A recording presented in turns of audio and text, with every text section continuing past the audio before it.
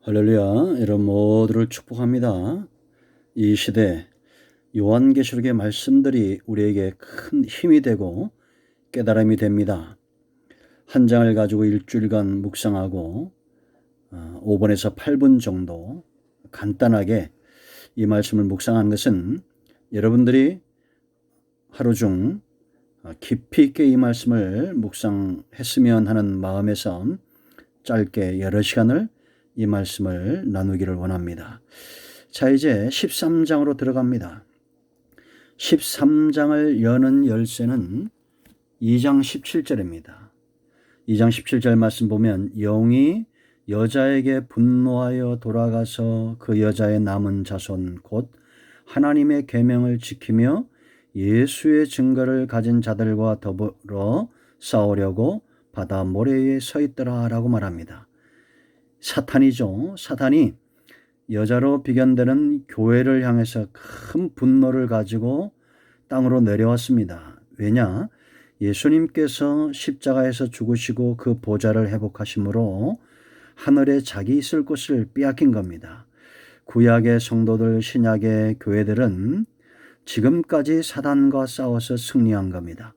사탄은 예수님을 이 땅에 오지 못하도록, 메시아로 오지 못하도록 끊임없이 교회의 역사 가운데 구약시대에 끊임없이 역사했죠. 그러나 한 번도 이긴 적이 없습니다. 이제 분노하여 땅으로 내려왔는데 교회를 미혹하고 교회를 무너뜨리기 위해서 어떤 방법을 쓰는가를 13장이 잘 보여주고 있습니다. 13장은 두 짐승에 대한 이야기를 기록하고 있는데요. 이것은 비유적인 거죠. 상징적인 것들입니다. 왜냐? 잘 듣고 깨닫게 하시도록 그렇게 비유를 사용하신 겁니다. 그래서 사탄이 이제 교회를 대적하는 방법으로 두 짐승을 사용한다는 겁니다. 이건 실제적인 짐승이 아니라 이 짐승들이 나타내는 그런 존재가 있습니다. 먼저 1절로 10절은 바다에서 나온 짐승을 이야기하고 11절로 18절은 땅에서 올라온 짐승에 대해서 이야기합니다. 사탄이 용이 이들에게 권세를 주는데 먼저 1절로 10절에 바다에서 올라온 짐승은 적 그리스도를 상징합니다. 그리고 땅에서 올라온 것은 거짓 선지자를 말합니다. 지금까지 사탄은 용, 적그리스도, 거짓 선지자, 이 삼위일체죠. 성부, 성자, 성령이 하나듯이 사단도 용으로 비견되는 이 사단도 적그리스도와 거짓 선지자를 통해서 교회를 미혹한다라는 겁니다. 바다는 세상을 상징하죠. 거기서 올라온 짐승, 적그리스도, 가짜 그리스도입니다. 예수님만이 참 그리스도가 되시죠. 우리의 구원의 문제와 천국 하나님의 나라의 열쇠는 예수님을 통해서 열려지는 겁니다. 그리스도라는 것은 기름을 부었다라는 겁니다. 자격이 주어졌다는 겁니다.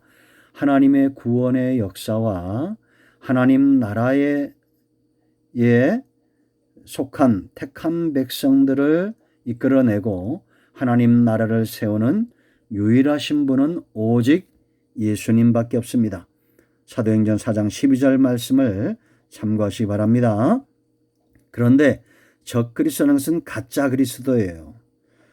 우리를 그러니까 여러분 구원에 이르지 못하도록 하나님의 구속의 역사를 해방하기 위해서 가짜를 만들어낸다라는 겁니다.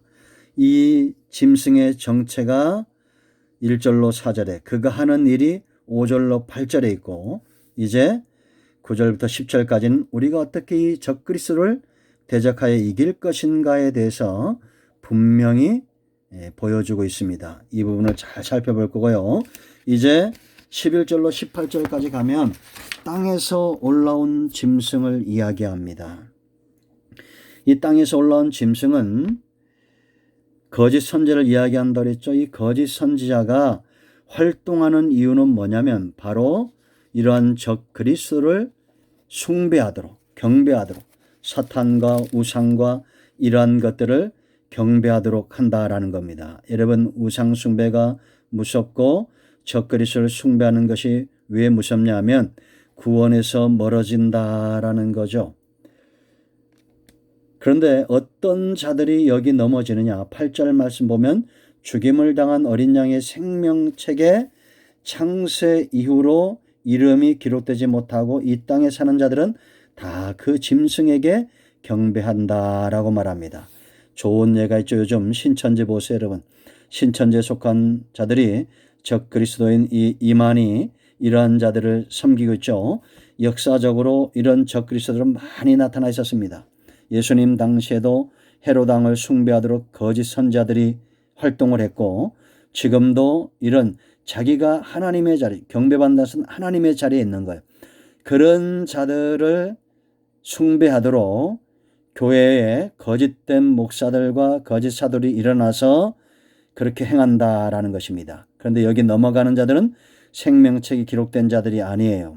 하나님께 속한 자, 그리스도에게 속한 자가 아닌 그런 자들이 이런 곳에 넘어간다라는 겁니다. 그러므로 여러분, 우리가 신천지나 이런 이단들, 우상 숭배하는 자들이 많아진다고 해서 그런 것에 미혹되면 안 됩니다.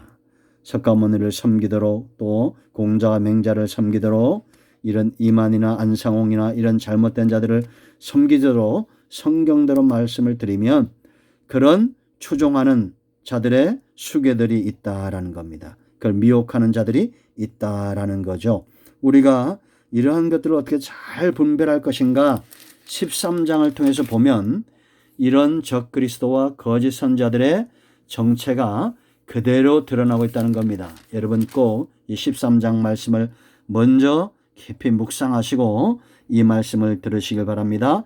이제 구체적으로 적그리스도가 어떤 일을 하는지 그의 정체와 하는 일들에 대해서 살펴볼 것입니다. 13장의 말씀들이 더 깊이 열려지고 요한계시록의 말씀들이 더 깊이 열려지도록 이 말씀을 묵상하시고 여러분들이 지금은 구원의 때입니다. 기회입니다. 이 기회가 넘어가기 전에 여러분들이 예수님을 믿어 생명책이 기록되길 바랍니다. 마음으로 믿고 입술로 신하면 하나님은 여러분 모두를 구원하신 수밖에 없는 그런 시대입니다. 왜냐? 예수님이 대가를 지불하셨기 때문입니다. 여러분 속지 마세요. 예수님 외에는 그리스도가 없습니다. 여러분 속지 마세요. 예수 그리스도를 구주라고 옳게 말하고 예수님께로 인도하는 목자들과 교회가 이 시대에 하나님이 쓰시는 참된 선지자들이다라는 것을 아시고 꼭 예수를 믿고 복음주인 교회에 등록하시기를 축복합니다. 할렐루야.